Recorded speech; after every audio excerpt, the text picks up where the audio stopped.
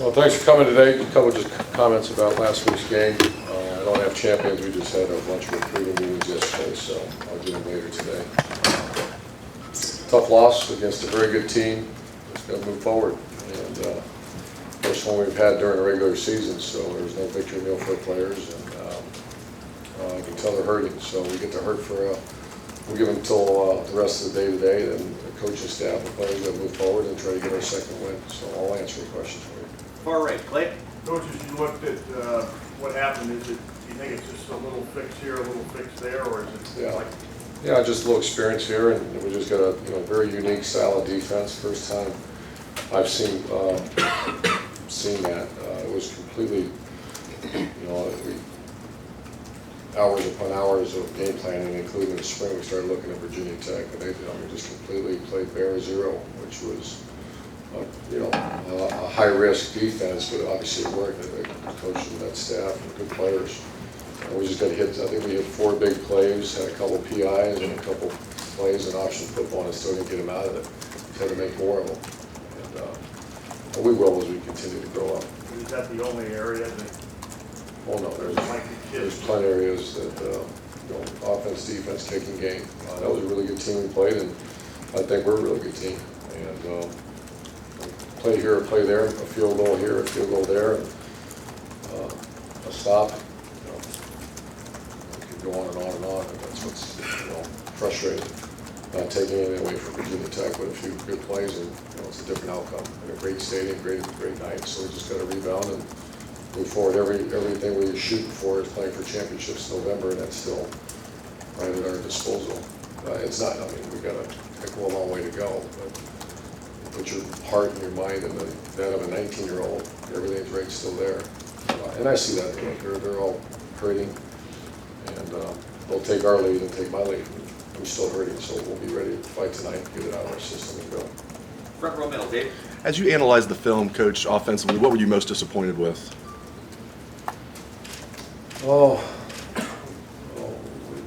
Just not making it was one-on-one coverage, and I thought we'd improved at wide receiver, and we just didn't get open enough, and when we did either protection flaw. I mean, it was there was going to be no run. They made a decision to take away the tailbacks, and there was 9 guys within 6 yards of the line of scrimmage.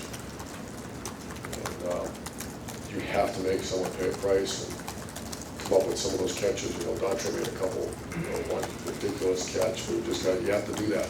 And you have to execute, get the ball to them, and protect. So one thing is just the execution of the, when they're going to play zero coverage, you got to make those shots. We haven't had a lot of that. Second row middle, Ari.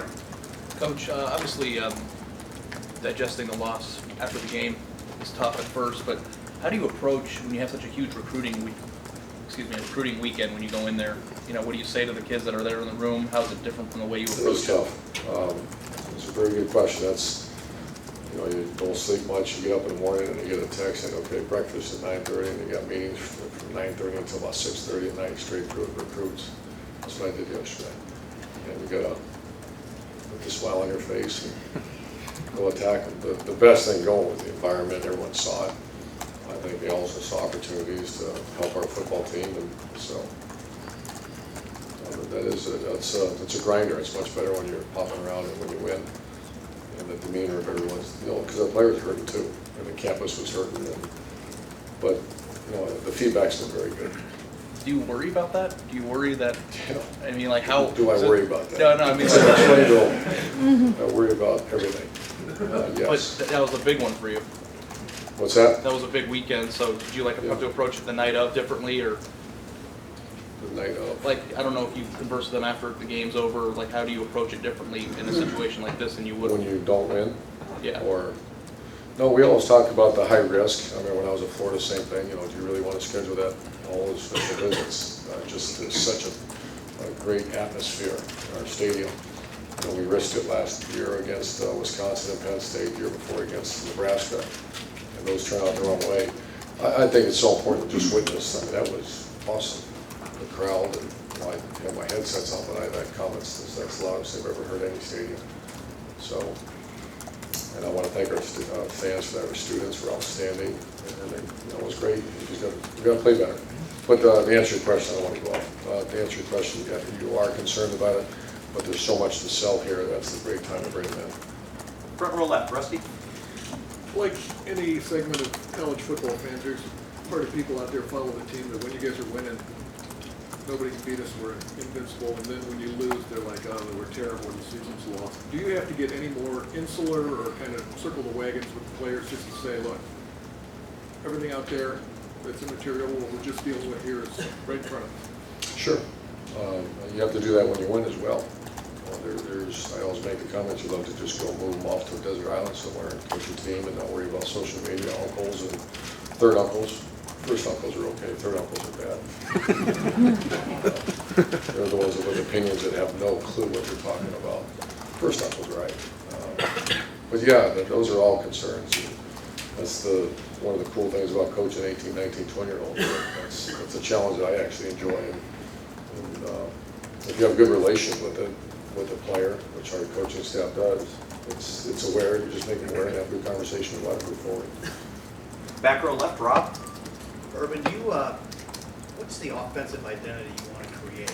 And is it happening? Because it seems like there's a little... Well, we had 2 weeks, very unique. We were just talking about that. We haven't run a base offense so set yet, really, against Navy. It was all the 3-4, back and forth game, and that's not really, we haven't faced a 4-3 defense yet. And that's traditional what you're going to see for most of the year. And that's really what most of our base offense is premised on, is 4-3 defense. We have 0 snaps of 4-3 defense. Think about it, we're 2 games into it. So our offense identity would be last year with a little more, more balance in throwing the ball, who we'd like to be. And that's kind of what we're built for schematically. We don't have a Carlos Hyde, but we've got some pretty good backs. Probably we've got a little more perimeter run game than we've had in the past. But it wasn't there yet because they were not going to give it to us in their style of defense. Does that answer your question? Yeah, but I got a follow-up that's not related. When you were at BG, you're playing Kent State. Obviously, when you're in that situation, you're not thinking you're learning for something that's to come, another job. But looking back, how did BG set the table for you as a coach? Oh, it was first of all, I love Bowling Green. We took a team that was really struggling, and our first game, go beat Missouri. I mean, one of the darndest things you've ever seen. It was one of those moments like, I can't believe that just happened. And then I think our record against BCS schools was 4-0 or 5-0, which was remarkable for that group of players. And I still am very close to a lot of them.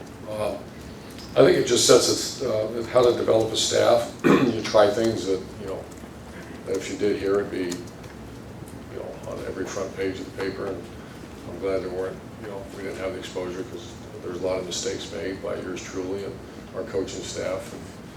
And mistakes that were all for the, you're trying this. So it's a great opportunity to go, especially in that conference, because you recruit all the same player.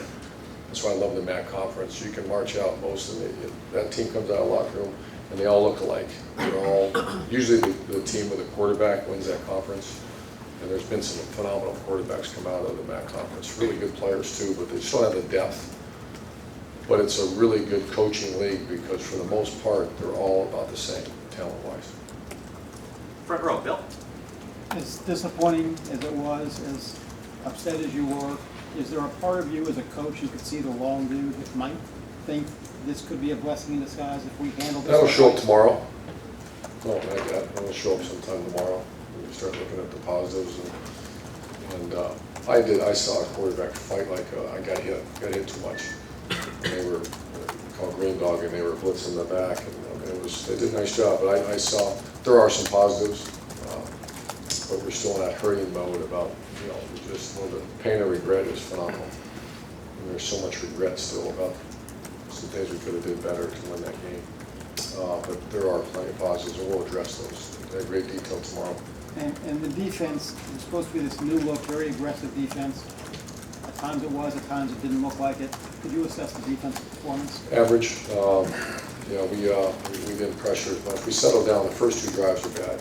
Then we settled down and played some really good defense for about 2.5 quarters. We had 1 bad drive in the second half, but for the most part, I'm very pleased with it. But I want to get to the point at Ohio State where it shut down lockdown defense, and let's keep it 10 points, and I think we can make that happen as we continue to grow this year. There's still some new blood out there playing, and there were far too many when you meet with our defense coaches. There were far too many mental mistakes. Effort was not an issue, but just, for example, it's going to be a sack for a safety, and our defensive end loses contained, and the quarterback scrambles out and complete a pass. And we had a couple third down, didn't get them off the field at third downs in the first half. But for a good 2.5 plus quarters, it was very good defense. But it's not 4 quarters of great defense. I like the direction we're going. We just need to get there real fast. Front row left, Doug.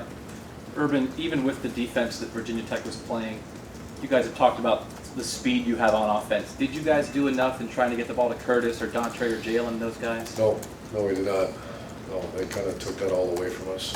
It was forced into a 1-on-1, 9 guys with the line of scrimmage, so they're not quite ready. Dontre, I think Dontre we did. Not in the run game. We tried a couple times, and everyone's right there. So it was going to be a throw down the field type game. And Dontre made one play down the field. But to answer your question, we did not get to utilize that speed. And until you scare people off you won't get to them. I mean, that's the first time I've seen that kind of defense. Maybe our coaching career, where it was, they were all 6 yards. The start of the game, well, the headsets, I looked at us, wow, I've never seen them do that. That's my second play of the game. We took a shot down the field, and almost got it, and then we had a couple PIs, but it was forced into a 1-on-1 game. I know every team is different. Why wouldn't every defense that you guys face look at that and say, let's try that? They felt good about, I don't want to speak for them, but after watching the films a bunch of times, they felt their matchups at corner were better, and they had a freshman quarterback and a new offensive line. And before we get a play started, we're going to be in the backfield. And pretty gutsy, but I don't know if you do that against last year's team. You'd have to ask their coach. I don't know that. But a veteran offensive line coming back and a veteran quarterback. I'm not saying the outcome would have different. I'm not saying that, but I think the Virginia Tech coaching staff made a gutsy decision and it really did a nice job. But with having a young quarterback and a young line right now, do you think you guys are going to have to prove something on the field, or other defenses will try that same idea? I don't know if people have the personnel, and I know one of them does. The team that won the Big Ten last year does. I don't know if that's risky stuff. Now, you hit a couple of those, you get a mismatch somewhere, and they replaced that one corner in the third quarter when we hit a couple plays on them, and the other guy came in pretty good too. So and you can't really do that. The thing that once again down the road, because I'm friends with the coach, we play next year, so it'll be a while, but I bet that wasn't something you put on a Tuesday and Wednesday. That's been going on for a while. Front row middle, Todd. Urban, you didn't, as much as you guys struggled offensively, it was 21-21. I think they took a 28-21 lead. You guys had 14 offensive plays, 6 sacks, 2 picks. After that. What did they do differently? Was it a mentality that they just closed better than you guys did? Yeah. We didn't do anything differently. That's a tough stat. I didn't notice that one. Last 14 plays, what? Last 14 plays, 6 sacks and 2 picks. Up until it was 35-21, a couple seconds left. Yeah, they just closed better, and that's something we need to continue to address and play better. And then with you keep mentioning the one-on-ones, did the receivers most of the time lose battles, or was it a combination of? Combination of both. We won some battles, and then there was pressure. You just don't have much time, and I think that's the one thing about game planning. You sink your teeth in the Navy, and that's another advantage. We had a team that we had to go. I'm not disrespecting William Mary, but you can tell what they worked on was a little bit different. So, I mean, if we knew that was coming, you're much more prepared. And you're trying to make sideline adjustments with some young players, and it's really hard. So, we just got to be, we just got to do from now on. I mean, don't want to act like there's hindsight. You just got to be prepared to make some of those shots down the field. You have to complete. It's turned into a complete one-on-one game when you do that. Front row, Tim. Yeah, Urban, you talked about this last week. You would like to see a couple of those guys, like you were just talking about a minute ago, step up and make some plays, establish themselves. Who do you think still has that capability, maybe in the next few I'm not weeks? giving up on Corey Smith. He dropped a touchdown pass and let it change the game. And I met with him today, and he's a guy that's has a lot of potential. Basically, look at his career, and there's a word next to him saying potential. Not a lot of statistics or commanded respect, but he's got a lot of potential. Yeah. But the way he's changed as a human being, as a football player, we're not giving up on him. I thought Mike Thomas had a career day. You know, he's not played very well. He played very well in that game. I think we got it. You know, Devin Smith played okay. We got, but he was open a few times, just couldn't get it to him. Evan Spencer's got to make a couple plays.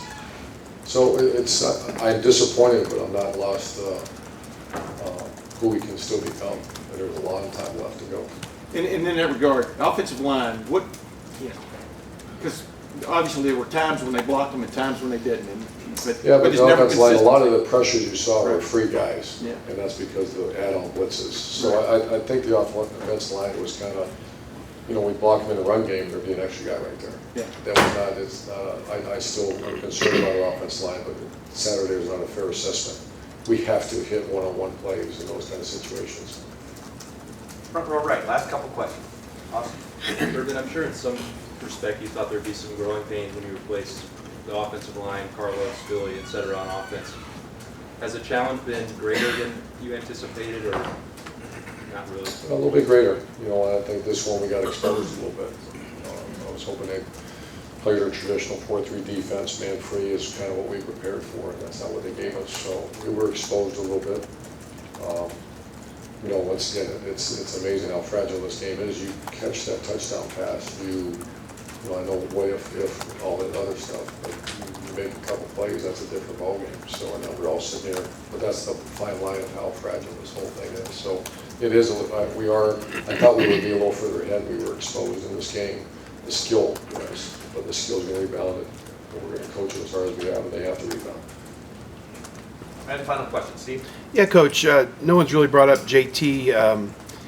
His situation, he took a little bit of a physical beating and mentally, maybe just kind of the guys around him not holding up their end of the bargain to support him.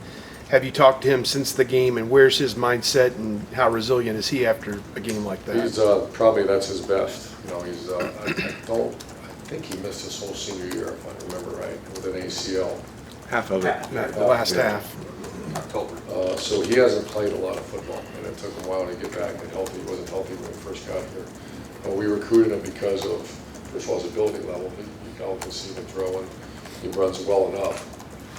But the real, which is probably as important as anything, is the character and the maturity of what kind of human being he is. And so he'll rebound. I have all the confidence in the world. So is our offensive staff. So that's his strength. And so you'll watch a young man that's going to really rebound this weekend. Coach, thank you very much. Thanks, Doug. Thanks.